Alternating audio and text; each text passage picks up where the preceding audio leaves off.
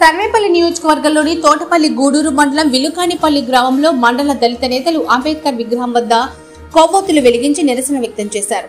ఈ సందర్భంగా స్థానిక వైకాపా దళిత నేత ఈదూరు రమణయ్య, జిల్లా అట్రాసిటీ నెంబర్ వెంకన్నపాలెం మాజీ సర్పంచ్ దుంపల యశోబ్ మాట్లాడుతూ వైసీపీ ప్రభుత్వం అధికారం తొలగిన రోజు నుండి మన రాష్ట్రంలో శాంతి భద్రతలు విఫలమయ్యాయని, ఎక్కడ చూసినా దాడులు, హత్యలు, హత్యాయత్నాలు ఎక్కువ అవ్వడం కూడా చూస్తున్నామని అన్నారు.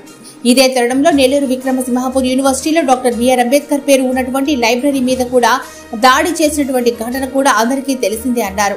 ఇలాంటి హింసాత్మకమైనటువంటి రాజకీయాన్ని ప్రేరేపించడం, ప్రోత్సహించడం సరికాదన్నారు. అంబేద్కర్ విగ్రహాల మీద దాడి చేయడం, విగ్రహాలను ధ్వంసం మరియు పేర్లను తొలగించడం చేయటువంటి ఘటనలను చేసినటువంటి నిందితులను వెంటనే అరెస్టు చేయాలని వారు డిమాండ్ చేశారు. ఈ కార్యక్రమంలో తోటపల్లి గూడూరు మండల ఎస్ఎస్ఎన్ యువనేత సురకత్తి నవీన్, విజయ్, మహేష్, పవన్, కిషోర్, సాయి, విష్ణు, కార్తీక్, మహేంద్ర, సుధీర్, హరిబాబు, నారయ్య, వెంకటేశ్వర్లు, ప్రవీణ్, దుర్గా, ఇతర దళిత నేతలు పాల్గొన్నారు.